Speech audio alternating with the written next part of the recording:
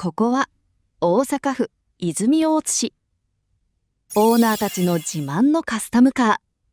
個性あふれる車がずらりと並ぶこのイベントはスタイルボックスミーティング、通称 SBM。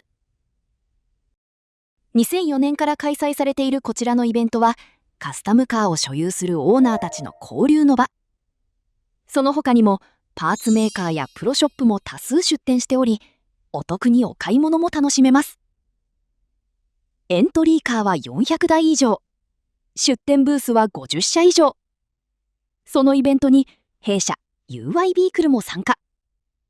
もちろんイベント期間中は ユーアイビークルの人気製品もお得にお買い求めいただけました。そしてこのイベントで弊社が展示したデモカーは